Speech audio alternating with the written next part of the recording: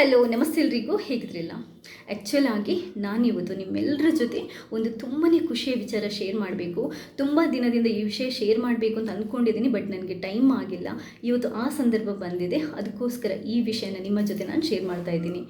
ನಿಮ್ಗೆಲ್ರಿಗೂ ಗೊತ್ತಿರ್ಬೋದು, YouTube channel ಮಾಡ್ತಾ ಇರೋರಿಗೆ ಅಥವಾ ಯೂಟ್ಯೂಬ್ ಕ್ರಿಯೇಟರ್ಸ್ ಅಂತ ಏನಿರ್ತಾರೆ, ಕಂಟೆಂಟ್ ಕ್ರಿಯೇಟರ್ಸ್ ಅಂತ ಯಾರಿರ್ತಾರೆ, ಅವರಿಗೆ ಒಂದೊಂದೇ ಮೈಲ್ ಸ್ಟೋನ್ ಅವರು ದಾಟ್ತಾ ಇದ್ದಂಗೆ ಯೂಟ್ಯೂಬಿಂದ ಒಂದು ಅವಾರ್ಡ್ ಅಥವಾ ರಿವಾರ್ಡ್ಗಳು ಬರುತ್ತೆ.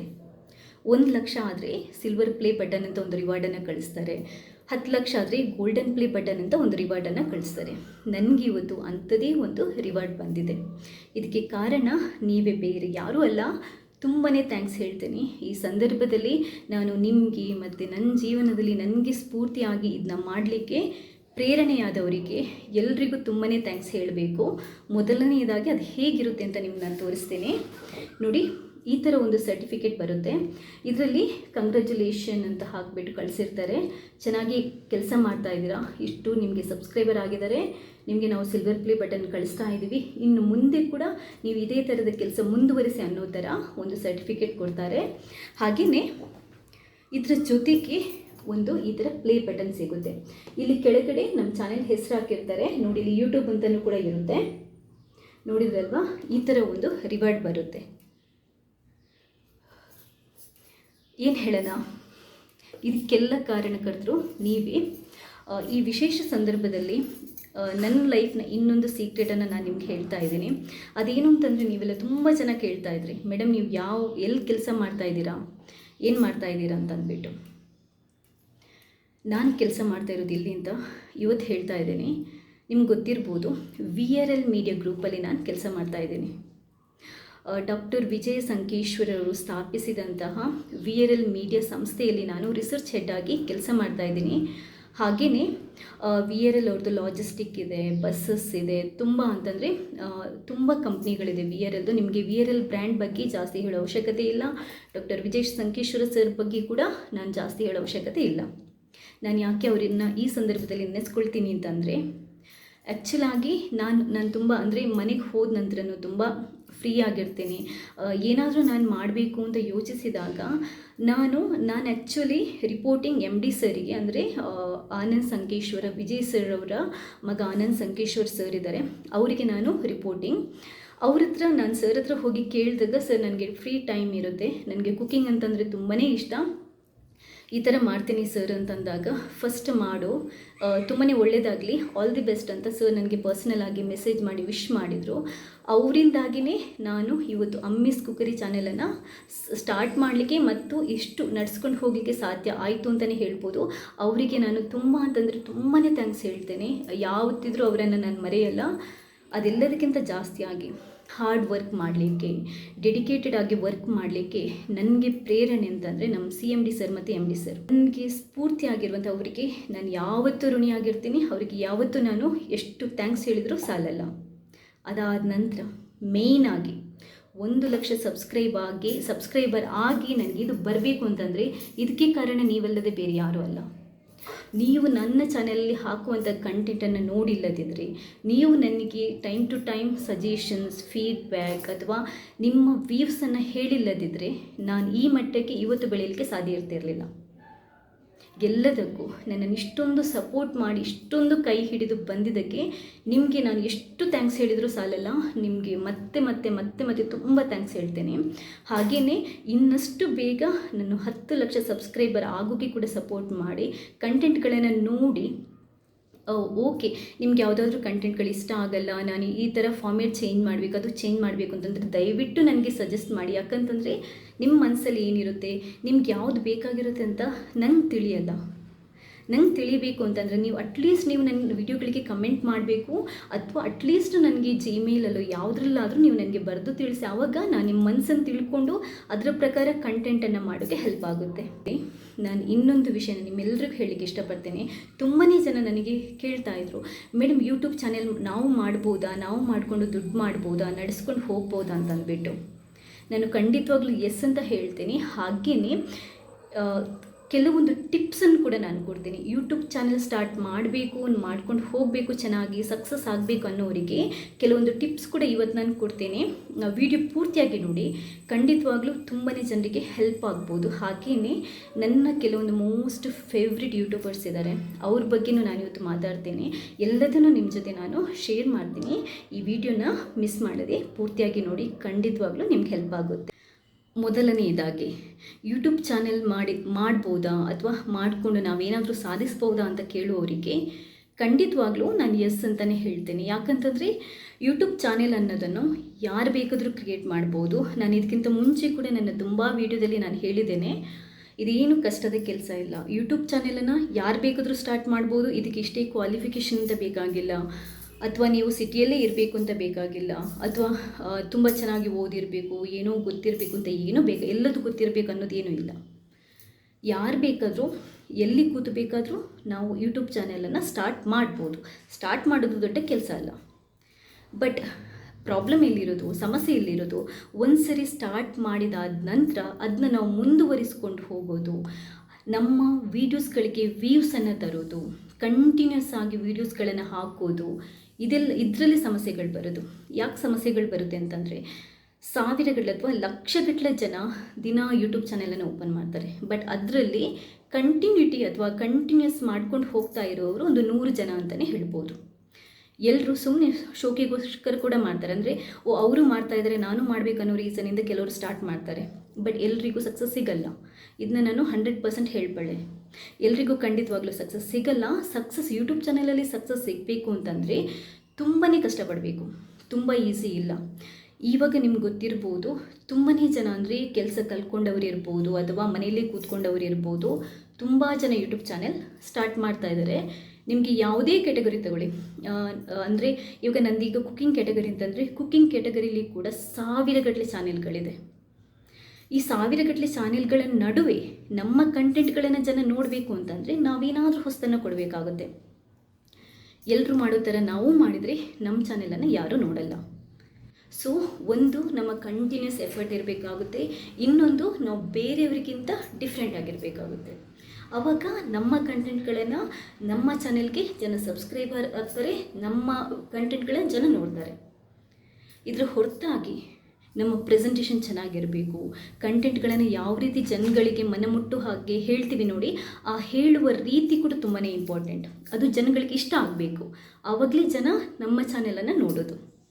ಸುಮ್ಮನೆ ಯಾವುದಾದ್ರೂ ಒಂದು ವಿಡಿಯೋ ಹಾಕಿಬಿಟ್ರೆ ಯಾರೂ ನೋಡಲ್ಲ.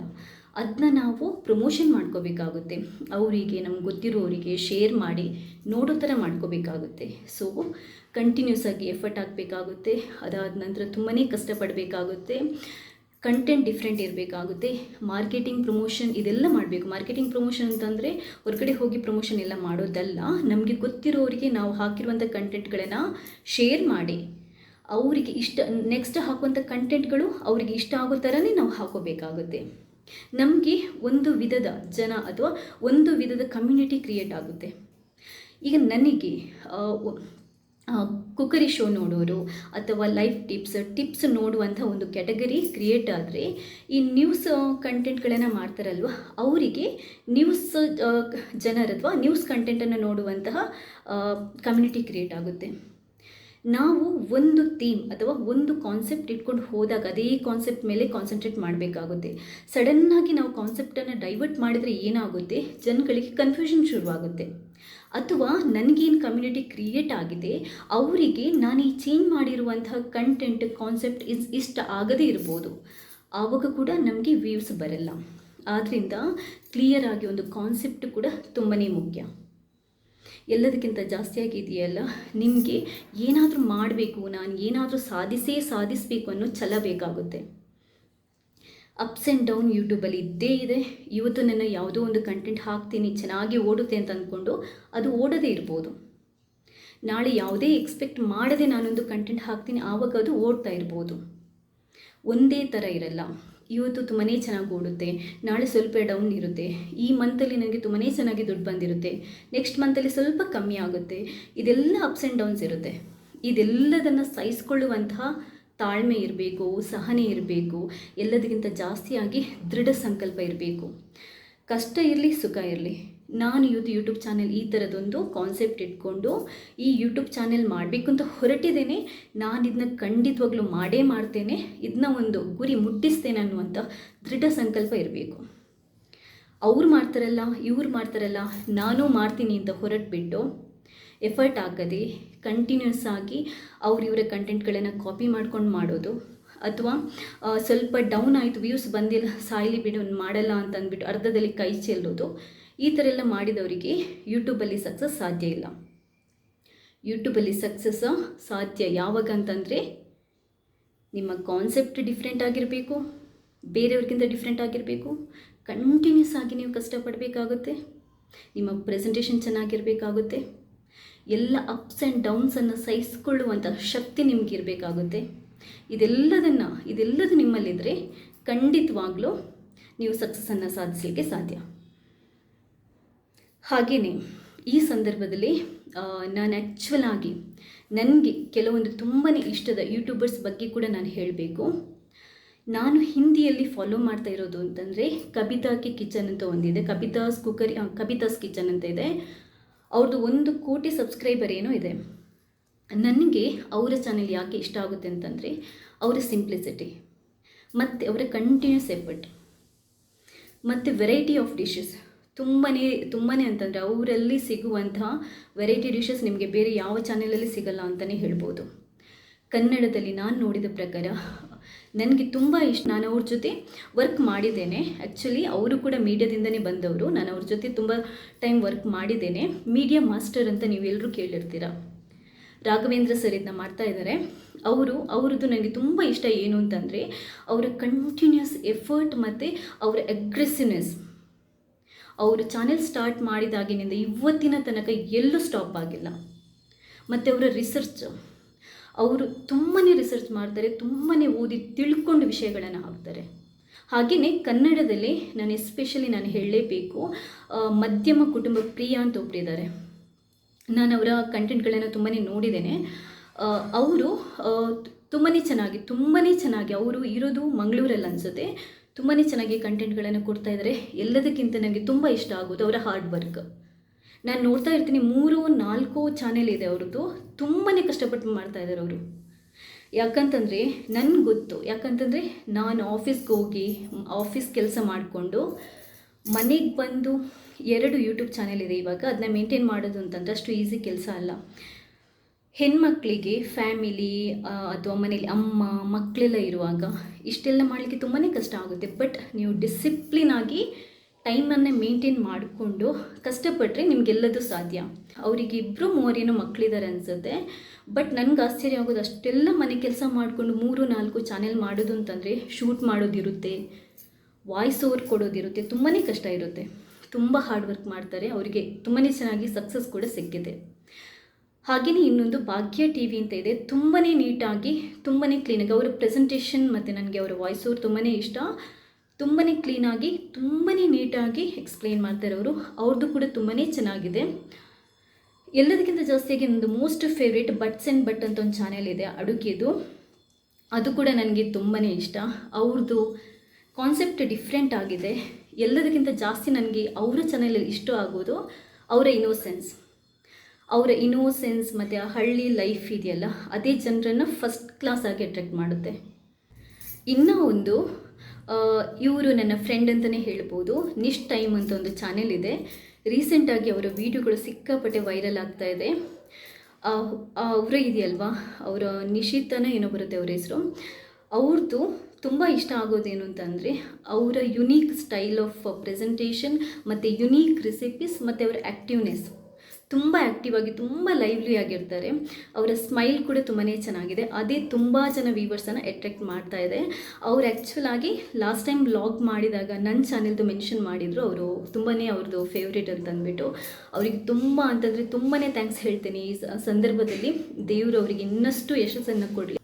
ಎಲ್ಲದಕ್ಕಿಂತ ಜಾಸ್ತಿಯಾಗಿ ನನಗೆ ವಂಡರ್ ಅಂತ ಅನಿಸೋದು ರೇಖಾ ಅಡುಗೆ ಅಂತ ಇದೆಯಲ್ಲ ಆ ಚಾನೆಲ್.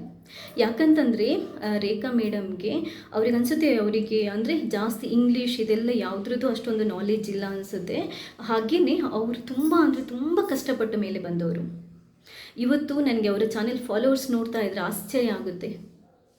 ಬಟ್ ಅದಕ್ಕೆಲ್ಲದಕ್ಕೆ ಏನು ಕಾರಣ ಗೊತ್ತಾ? ಅವರ ಇನ್ನೋಸೆನ್ಸ್, ಅವರ ಡೆಡಿಕೇಶನ್, ಅವರ ಹಾರ್ಡ್ ವರ್ಕ್. ಸೊ ಕಷ್ಟಪಟ್ಟರೆ ಯಾರು ಬೇಕಾದರೂ ಏನನ್ನು ಬೇಕಾದರೂ ಸಾಧಿಸ್ಬೋದು ಅನ್ನೋದಕ್ಕೆ ಅವರು ಬೆಸ್ಟ್ ಎಕ್ಸಾಂಪಲ್. ನಾವು ನೀವೆಲ್ಲ ಏನೂ ಲೆಕ್ಕ ಅಲ್ಲ. ಅಟ್ಲೀಸ್ಟ್ ನಮಗೆ ಒಂದು ಸ್ವಲ್ಪ ಒಳ್ಳೆಯ ಎಜುಕೇಷನ್ ಆದರೂ ಇದೆ, ಮಾಡೋದಕ್ಕೆ ಇರೋದಕ್ಕೆ ಒಳ್ಳೊಳ್ಳೆ ಪ್ಲೇಸ್ಗಳದು, ಅಂದರೆ ಮನೆ ಎಲ್ಲ ಚೆನ್ನಾಗಿದೆ, ಎಲ್ಲದೂ ಚೆನ್ನಾಗಿದೆ. ಬಟ್ ಕಷ್ಟಪಟ್ಟು ಅಷ್ಟೊಂದು ಸಾಧಿಸ್ತಾರಲ್ಲ, ಆವಾಗ ನಾವು ಅವರನ್ನು ಅಪ್ರಿಷಿಯೇಟ್ ಮಾಡಬೇಕು. ಸೊ ನಾನು ಯಾಕೆ ಇಷ್ಟೆಲ್ಲ ಇವರದ್ದೆಲ್ಲ ಉದಾಹರಣೆ ಕೊಡ್ತಾ ಇದ್ದೀನಿ ಅಂತಂದರೆ, ನೀವು ಸಿಟಿಯಲ್ಲಿದ್ದೀರಾ, ನೀವು ಹಳ್ಳಿಯಲ್ಲಿದ್ದೀರಾ, ನೀವು ಓದಿದ್ದೀರಾ, ನೀವು ಅಷ್ಟು ತಿಳ್ಕೊಂಡಿದ್ದೀರಾ, ಇದು ಯಾವುದೂ ಲೆಕ್ಕಕ್ಕಿಲ್ಲ. ಲೆಕ್ಕಕ್ಕೆ ಬರೋದು ನೀವು ಎಷ್ಟು ಚೆನ್ನಾಗಿ ಕೆಲಸ ಮಾಡ್ತೀರಾ, ಎಷ್ಟು ಕಷ್ಟಪಡ್ತೀರಾ, ಎಷ್ಟು ಇಂಟ್ರೆಸ್ಟಿಂದ ಕೆಲಸ ಮಾಡ್ತೀರಾ, ನಿಮಗೆ ಎಷ್ಟು ತಾಳ್ಮೆ ಇದೆ, ಎಷ್ಟು ಡೆಡಿಕೇಶನ್ ಇದೆ ಅನ್ನೋದು ಮಾತ್ರ. ನಿಮಗೆ ಇವರೆಲ್ಲ ಲೈಫ್ ಇನ್ಸ್ಪಿರೇಷನ್ಗಳೇ ಆಗ್ಬೋದು. ಆದ್ದರಿಂದ ಏನಾದರೂ ಸಾಧಿಸಬೇಕು ಅಂತಿದ್ರೆ ನೀವು ಸಾಧಿಸ್ಬೋದು, ಯೂಟ್ಯೂಬಲ್ಲೂ ಸಾಧಿಸ್ಬೋದು. ಬಟ್ ನಾನು ಹೇಳಿದ್ದೀನಲ್ಲ, ಇದೆಲ್ಲದನ್ನು ಗಮನದಲ್ಲಿ ಇಟ್ಕೊಂಡು ನೀವು ಮುಂದುವರಿಯಿರಿ. ಹಾಗೆಯೇ ನಿಮ್ಗೆ ಏನಾದರೂ ಇನ್ನಷ್ಟು ಕ್ವಶನ್ಗಳನ್ನೇ ಕೇಳಬೇಕು, ಇನ್ನೂ ಯೂಟ್ಯೂಬ್ ಬಗ್ಗೆ ಜಾಸ್ತಿ ತಿಳ್ಕೊಬೇಕು ಅಂತಂದರೆ ನಂದು ಯಾವುದಾದ್ರೂ ವಿಡಿಯೋಕ್ಕೆ ನೀವು ಕಮೆಂಟ್ ಮಾಡಿ. ನಾನು ಎಲ್ಲ ಕಮೆಂಟ್ಗಳನ್ನು ನೋಡ್ತೀನಿ, ಅದು ನಿಮಗೆ ಖಂಡಿತವಾಗ್ಲೂ ಗೊತ್ತಿದೆ. ಇಲ್ಲದಿದ್ದರೆ ನಂದು ಇಮೇಲ್ ID ಇದೆ, ಅಂದರೆ ammiskitchen.2020@gmail.com ಅನ್ನೋ Gmail ID ಇದೆ. ಇದಕ್ಕೆ ನಿಮ್ಮದು ಏನೇ ಕ್ವೇರೀಸ್ ಇದ್ದರೂ ನೀವು ನನಗೆ ಬರೆದು ತಿಳಿಸಿ. ಖಂಡಿತವಾಗ್ಲೂ ನನಗೆ ಎಷ್ಟು ಗೊತ್ತು, ನನಗೆ ಎಷ್ಟು ನಾಲೆಜ್ ಇದೆ, ಅದೆಲ್ಲದನ್ನು ನಾನು ನಿಮಗೆ ಶೇರ್ ಮಾಡಲಿಕ್ಕೆ ಟ್ರೈ ಮಾಡ್ತೀನಿ. ಮತ್ತೊಮ್ಮೆ ನಿಮಗೆಲ್ರಿಗೂ ತುಂಬಾ ಥ್ಯಾಂಕ್ಸ್. ನಿಮ್ಮ ಪ್ರೋತ್ಸಾಹದಿಂದಲೇ ನಾನು ಇವತ್ತು ಈ ಸಿಲ್ವರ್ ಬಟನನ್ನು ಅಚೀವ್ ಮಾಡಲಿಕ್ಕೆ ಸಾಧ್ಯ ಆಯಿತು. ಇದು ನಂದಲ್ಲ, ಇದು ನಿಮ್ಮದು. ನನ್ನ ಮುಂದಿನ ಪ್ರಯತ್ನಕ್ಕೆ ಕೂಡ ಇದೇ ಥರ ಸಪೋರ್ಟ್ ಮಾಡ್ತಾಯಿರಿ. ಹಾಗೆಯೇ ನಿಮಗೆ ಈ ವಿಡಿಯೋ ಇಷ್ಟ ಆದರೆ ಲೈಕ್ ಮಾಡಿ. ಇಲ್ಲಿ ತನಕ ನೀವೇನಾದರೂ ನನ್ನ ಚಾನಲ್ಗೆ ಸಬ್ಸ್ಕ್ರೈಬ್ ಆಗಿಲ್ಲದಿದ್ದರೆ ಇವಾಗಲಾದರೂ ಸಬ್ಸ್ಕ್ರೈಬ್ ಆಗಿ. ಯಾಕಂತಂದರೆ ನಾನು ಏನಕ್ಕೆ ಹೇಳ್ತಾ ಇದ್ದೀನಿ ಅಂತಂದರೆ, ನೀವು ಸಬ್ಸ್ಕ್ರೈಬ್ ಆಗಿ ನನ್ನ ಕಂಟೆಂಟ್ಗಳನ್ನು ನೋಡಿ, ಆವಾಗ ನಿಮಗೆ ಗೊತ್ತಾಗುತ್ತೆ. ಥ್ಯಾಂಕ್ಸ್ ಎಲ್ರಿಗೂ ಮತ್ತೊಮ್ಮೆ ತುಂಬ ಥ್ಯಾಂಕ್ಸ್.